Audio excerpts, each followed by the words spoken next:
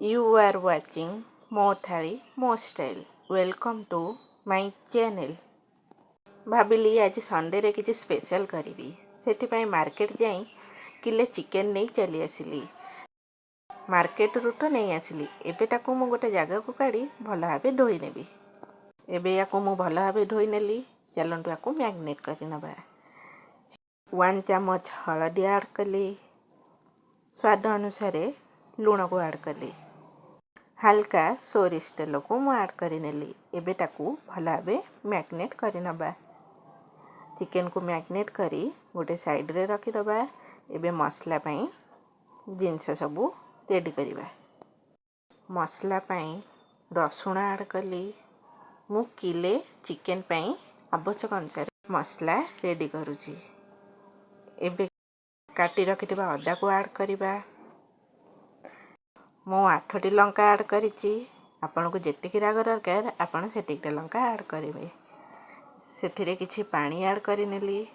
ତାକୁ ଏବେ ଭଲ ଭାବେ ବାଟି ନେବା। ଦେଖିପାରୁଥିବେ ମସଲା ରେଡ଼ି ହୋଇଗଲା।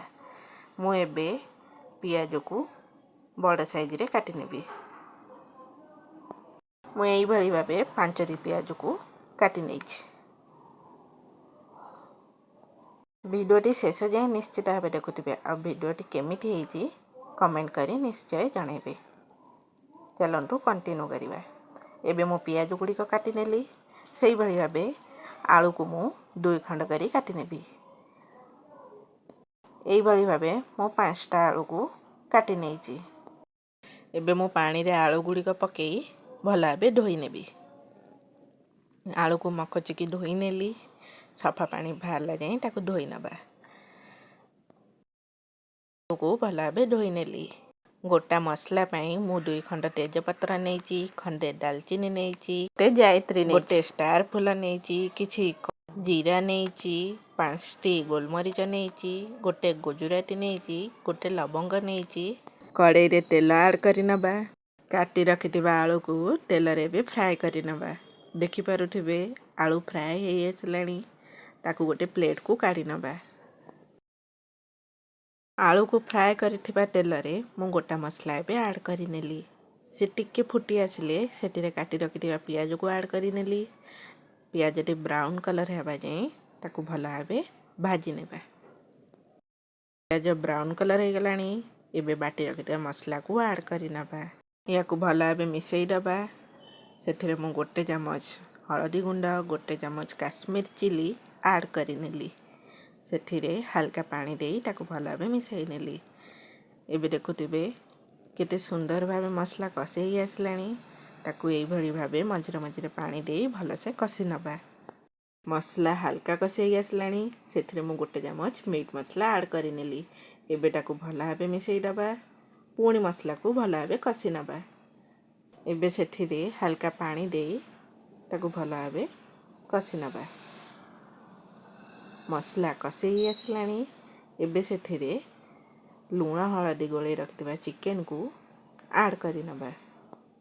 ଏବେ ତାକୁ ଭଲ ଭାବେ ମସଲା ସହ ମିଶାଇ ଦେବା। ଏବେ ସେଥିରେ ସ୍ୱାଦ ଅନୁସାରେ ଲୁଣକୁ ଆଡ଼୍ କରିବା। ଲୁଣ ଆଡ଼୍ କରିଦେଲେ ଏବେ ତାକୁ ଭଲ ଭାବେ ମିଶାଇ ନେବା। ଏବେ ଆମେ ଚିକେନ କଷାରେ ହାଲକା ପାଣି ଦେଇ ତାକୁ କଷୁଥିବା। କଷିବା ସହ ଚିକେନ ମଧ୍ୟ ସିଝୁଥିବ। ଦେଖିପାରୁଥିବେ ମୁଁ ଚାମଚରେ ପାଣି ଦେଇ ଆଡ଼୍ କରୁଛି। ତାକୁ ଏବେ ଭଲ ଭାବେ ଗୋଳେଇ ନେଉଛି। ଗୋଳେଇ ଦେଇକି ତାକୁ କିଛି ସମୟ ଛାଡ଼ିଦେବା। ଏବେ ସେଥିରେ ଛାଣି ରଖିଥିବା ଆଳୁକୁ ମଧ୍ୟ ଆଡ଼୍ କରି ନେବା।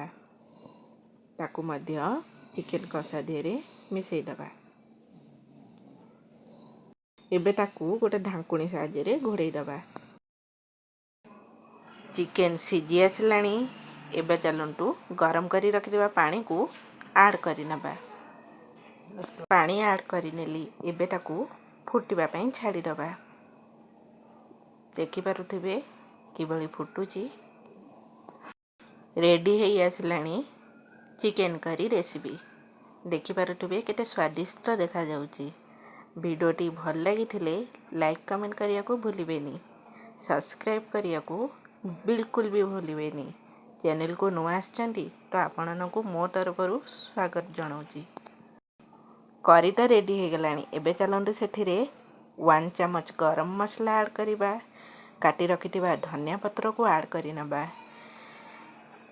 मु गोटे प्लेट रे काढ़ी आपनको देखौछि। रेडी हो गला चिकन करी रेसिपी। देखि पारुथिबे टुळा भଳି सिझिछि। मो स्टाइल रे चिकन करी करी थरे खाआंतु और कमेंट बॉक्स रे आपनका फीडबैक दियंतु। वीडियोटी भल लगी लाइक कमेंट करिया को जमा भी भूलिबेनी। आउ हाँ, सब्सक्राइब करिया को जमा भी भूलिबेनी। आ मो रेसिपी को आपनका सांग मानक सहित शेयर करंतु। पुणी एक नुआ वीडियो रे आपनका सहित देखा हबो। रहिली, नमस्कार।